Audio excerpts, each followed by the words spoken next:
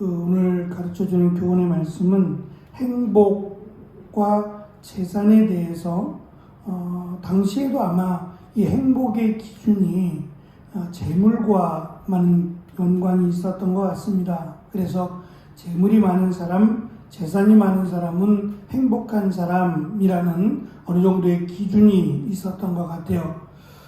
솔로몬은 여기에 있어서 행복은 절대적이지 않다는 거죠. 재산과 또 재물과 절대적이지 않다라고 하는 것을 오늘 말씀 가운데 우리에게 강조하는 것 같습니다. 솔로몬은 먼저 15절부터 17절에서 마음이 즐거운 자와 여호와를 경외하는 것 그리고 채소를 먹으며 서로 사랑하는 것을 연결해서 마치 이것이 행복인 것처럼 이것이 지혜로운 것으로 교훈합니다. 마음이 즐거운 자를 직역하면 선한 마음을 가진 사람이 되고 범사에 감사한 마음으로 살아가는 사람으로 비록 그가 가진 것이 없어도 불평하지 않고 여호와를 경외하며 채소를 먹더라도 서로 사랑하는 마음으로 잔치를 누리며 살아가는 사람이라고 말할 수 있을 겁니다. 어제 같이 공부하는 목사님이고 또 저랑 같은 성수대 동문이기도 합니다. 연대가 비슷하니까 나이가 비슷해서 부모님 연세가 80대에서 90대 초반입니다. 이 목사님이 막내라서 어머님 나이가 92세셨어요. 나이가 많으시니까 이제 두 분을 결국 요양원으로 모시게 됩니다. 근데 모신 지 며칠이 안 돼서 사실은 아버님이 더 안 좋으셨는데 어머님이 갑자기 돌아가신 거예요. 요양으로 모신 지 하루 이틀밖에 안 됐는데 어머니는 그래도 아버님보다는 훨씬 더 정정하셨는데 갑자기 요양원에 오신 지 하루 이틀 만에 갑자기 돌아가셨어요. 연세가 92세시니까 나름 호상이라고 생각을 합니다. 아들 4세, 딸이 하나인데요. 토요일 날 돌아가셔서 오늘 이제 발인인데 토요일 날 돌아가셔서 어제 이제 오후에 다녀왔습니다만 주말이기도 하고 또 이제 큰 형님, 첫째 되는 큰 형님부터 아들들인데 화환은 길에 이렇게 쭉 복도에 놓여 있을 만큼 자녀들이 나름 열심히 잘 살았다라는 느낌이 들 정도의 화환들이 길에 이렇게 늘어져 있었어요. 근데 막상 놀란 것은 가서 보니까 손님들이 별로 없어요. 물어보기도 뭐하고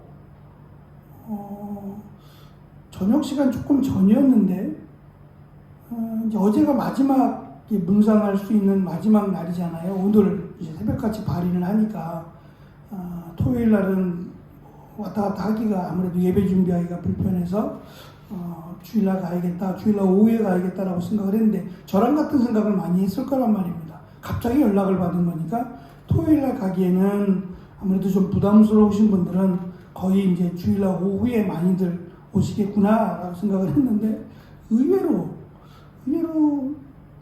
1시간 정도 있었는데 예상했던 것보다 훨씬 더 이 장소도 좁았고 아들이 5, 자녀가 5 정도 되면 그래도 손님들이 좀 있을 것이다 라고 생각하고 그 장례식장도 조금 큰 것으로 준비했겠다 생각을 했는데 의외로 굉장히 작은 장례식장을 잡았더라고요. 없어서 그런 건 아닌 것 같은데 요즘 추세가 이제 코로나가 또 한 3만 명 이렇게 된다 그러니까 안 오시나 안 오시고 그냥 이렇게 계좌이체로 하시고 그냥 안 오시나라는 생각도 해보고 그래도 마지막 가시는 길인데 라는 생각에 여러 가지 좀 생각이 많았어요. 시대가 그런 걸까? 그냥 오지 않고 여러 가지 바쁜 것도 없지 않아 있겠지만 또 주말이라 보니까 멀리 휴가를 가신 분들도 있고 또 자리 없는 분들은 뭐 피치 못하게 참석하지 못할 테니까 하여튼 좀 생각이 그랬습니다. 그래도 부모님인데 라고 하는 생각이 좀 들었어요. 그러면서 이제 호상이라는 느낌이 드는 것은 오신 분들 또 대접하는 그 유가족들을 보면서도 표정이 어둡지 않아서 표정이 그나마 밝아서 마음은 굉장히 슬프지만 그래도 크게 아프지 않고 하나님의 나라에 가셨다라고 하는 소망이 있어서 그런지 몰라도 장례식장 분위기가 그렇게 어둡지 않아서 또한 감사했습니다. 과연 우리가 생각하는 행복이라고 하는 것이 무엇일까? 여기에 대해서 솔로몬은 짧지만 우리에게 가르쳐 주는 것처럼 보입니다. 반대로 그와 대조를 이루는 사람을 고난받는 자라고 하는 표현을 사용합니다. 이 고난받는 자는 매사에 삶에 대한 불만과 원망을 마음에 품고 살아가는 사람을 의미하며 이런 사람은 사는 날이 모두 험악하다라고 설명을 합니다. 험악하다라고 번역한 이 단어는 어떠한 가치도 없이 무의미하다라고 하는 뜻입니다. 삶에 대한 불만과 원망으로 가득함으로 가진 것이 많아도 기뻐하기보다는 늘 고민하며 살고 살찐 소를 먹으면서도 서로 미워하는 미련한 삶을 사는 사람을 솔로몬은 어리석은 사람 또는 미련한 사람이라고 설명을 합니다. 정리하면 지혜로운 사람 또는 행복한 사람은 노하기를 더디하며 정직한 길을 걸으며 아비를 즐겁게 하며 무슨 일이든지 계획성이 있게 준비하며 때에 맞는 말을 함으로 생명의 길을 가는 사람을 행복한 사람으로 정의를 하고 반면 미련하고 어리석은 사람 또는 불행한 사람이라면 쉽게 화를 내며 게으르며 어머니를 업신여기며 아무렇게나 마음대로 일하며 듣고 싶은 말만 듣고 하고 싶은 말만 함으로 죽음의 길을 가는 사람으로 솔로몬은 정의합니다. 러시아의 사회주의자이자 문학가인 막심 고리키라고 하는 사람은 행복을 두 손에 꽉 잡고 있을 때에는 그 행복을 작게 여기다가 잡은 손을 놓은 뒤에야 비로소 그 행복이 얼마나 크고 소중했는지를 알게 된다라는 말을 했습니다.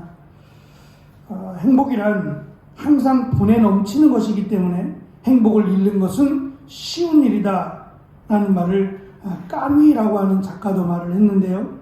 우리는 늘 건강을 잃고 난 뒤에 후회하고 행복을 잃고 난 뒤에 후회한다고 합니다.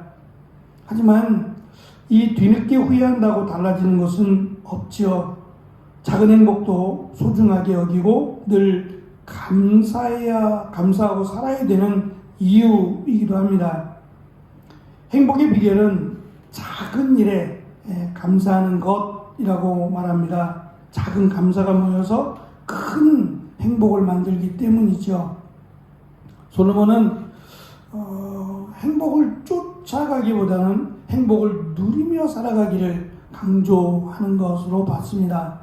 작은 일, 그러니까 세상의 기준이 아닌 각자의 삶에서 행복하기를, 특별히 그 중심에 여호와를 경외하는 것, 그것이 자리해야 됨을 강조하고 나에게 있는 작은 그 소소한 것들 속에서 함께 기뻐할 수 있으면 그것이 행복이다. 우리 속담에 콩 한 쪽도 나누어 먹어도 행복할 수 있다고 말하는 것처럼 살찐 소를 먹으면서도 싸운다면 과연 그것이 행복이겠는가?